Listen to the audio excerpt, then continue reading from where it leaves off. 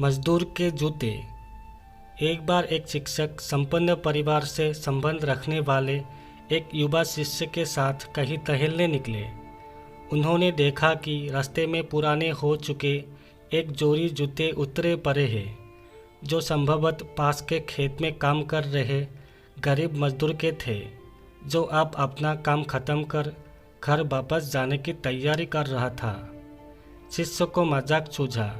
उसने शिक्षक से कहा, गुरुजी, क्यों ना हम ये जूते कहीं छिपाकर झाड़ियों के पीछे छिप जाए।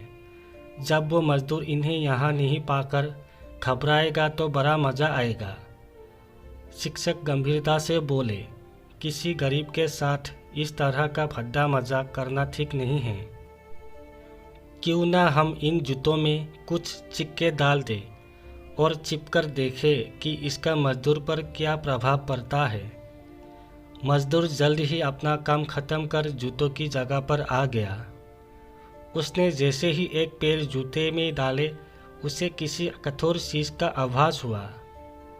उसने जल्दी से जूते हाथ में लिए और देखा कि अंदर कुछ सिक्के पड़े थे।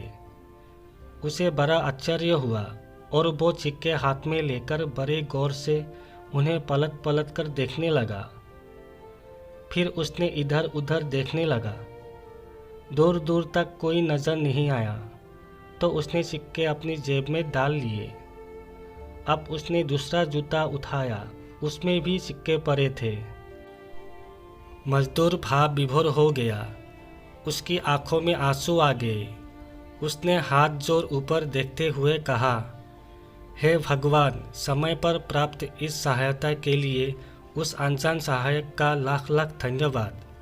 उसकी सहायता और दयालुता के कारण आज मेरी बीमार पत्नी को दवा और भूखे बच्चों को रोटी मिल सकेगी।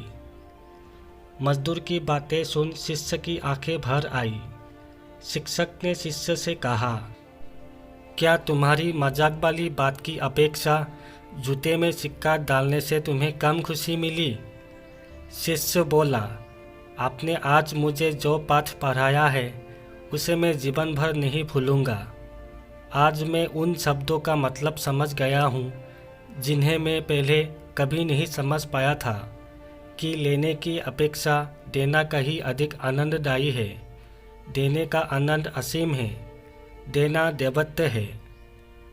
हमें इस कहानी से सीख यही मिलती है कि अपनी अपनी क्षमता के अनुसार ज़रूर कुछ न कुछ दान देना चाहिए और ज़रूरतमंदों की हर संभव मदद करनी चाहिए।